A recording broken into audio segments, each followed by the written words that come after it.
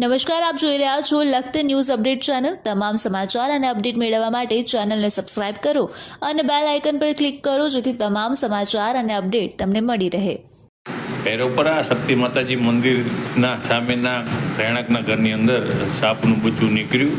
ગઈકાલે પણ ભૈરવપરાના અંદર સાપનું બચ્ચું નીકળતા તેનું રેસ્ક્યુ કરવામાં આવ્યું।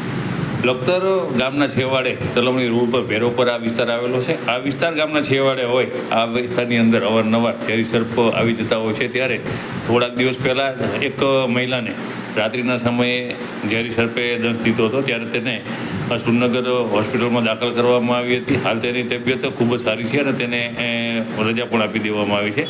ત્યારે આજે ફરી લખતર ભૈરવપરા વિસ્તારમાં શક્તિ માતાજીના મંદિરની સામેની સાઈડમાં એક સાપનું બચ્ચું નીકળ્યું હતું, ત્યારે તેનું રેસ્ક્યુ કરવા માટે થઈ અને જવાનું થયું। ત્યારે આ જે સાપનું બચ્ચું છે તેને રેસ્ક્યુ કરતા સમયે લોકો મોટી સંખ્યાની અંદર એકત્ર થઈ ગયા હતા। ત્યારબાદ આ સાપના બચ્ચાને તલવણી રોડ ઉપર ખુલ્લી જગ્યાની અંદર તેને છોડી મૂકવામાં આવ્યું હતું, જેથી તે સલામત રીતે કુદરતના ખોળે જતું રહે।